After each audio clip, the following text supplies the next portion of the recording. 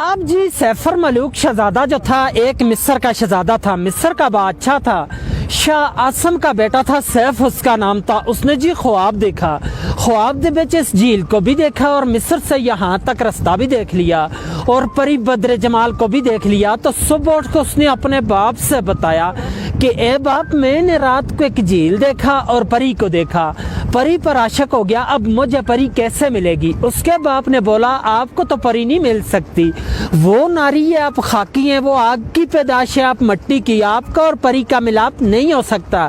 لیکن وہ باپ کی نافرمانی سے کئی سال زمانے گھومتا پھرتا، آخر ناران میں پہنچا تو 12 سال راستے پہ لگے تھے۔ جب ناران میں پہنچا تو اس کو اللہ والا ایک ولی بزرگ ملا۔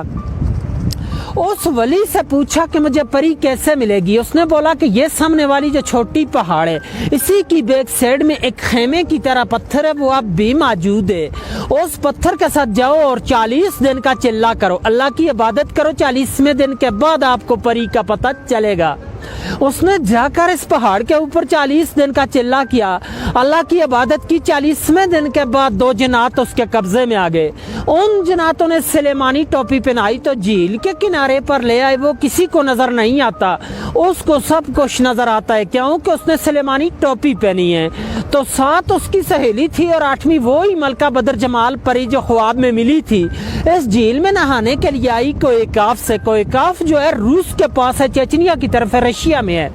آ کر سب نے اپنا اپنا لباس اتارا تو اس جھیل میں نہانا شروع کر دیا۔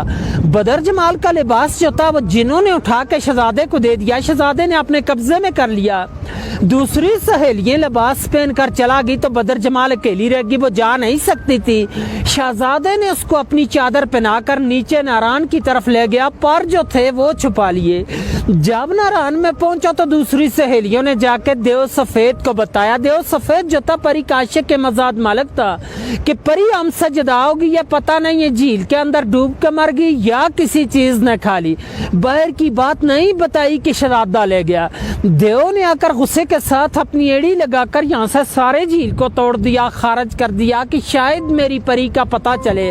تو پہلے یہ آگے سے سارا بند ہی بند تھا، بہت بڑا ایک تالاب جھیل تھا اور چھوٹی گروڈی کے پیچھے جو گیپ جا رہا ہے وہاں سے پانی کا رستہ جاتا تھا۔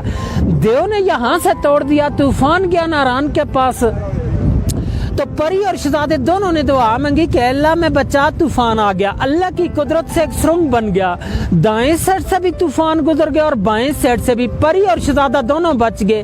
سرنگ اب بھی موجود ہے ناران میں، سیفر ملوک ہوٹل سے 5 منٹ کا راستہ جا کے دیکھ سکتے ہیں۔ اور دیو نے غصے کے ساتھ یہاں سے ایک اور چھلانگ لگائی تو دیو صحیح میں لگا، دیو کا سانس چلا گیا پری کے صدمے سے۔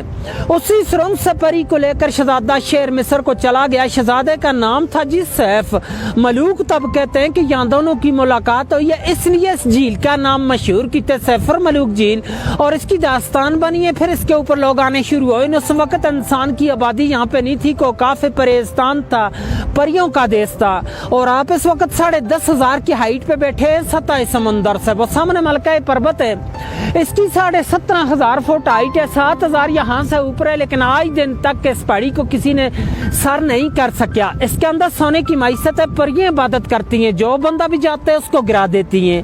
98 کا واقعہ راشد بٹ لاہور کا ایک بندہ تھا، وہ کہتا تھا کہ میں نے اس پہاڑ کو سر کرنا ہے، لوگوں نے اس کو منع بھی کیا تھا لیکن وہ چلا گیا، جاتے ہوئے راستے میں گر کے مر گیا تھا۔ 13 دن بعد اس کی ڈیڈ باڈی ملی ہے مقامی لوگوں کو، انہوں نے اٹھا کے نیچے بھیجا۔ چاندنی رات ہوتی ہے، چاند کی 14ویں رات ہو تو پریاں اترتی ہیں اس جھیل میں، لیکن ان لوگوں کو نظر آتی ہیں کہ جو چلے گزار ہو یا عبادت کرنے والا بندہ، عام بندہ تو یہی دیکھ سکتا ہے کہ ان پہاڑوں کا عکس اس میں آ جاتا ہے، بہت ہی خوبصورتی ہوتی ہے، دن جیسی روشنی ہوتی ہے، لوگ آتے ہیں نظارے کرتے ہیں۔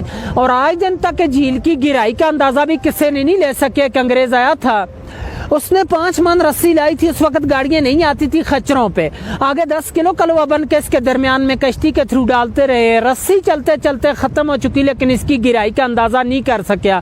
5.5 کلومیٹر ارد گرد ہے، 600 کنال رقبے میں یہ سارا جھیل ہے، اس کی گہرائی کا کوئی اندازہ نہیں ہے۔ سٹوری ختم سر جی۔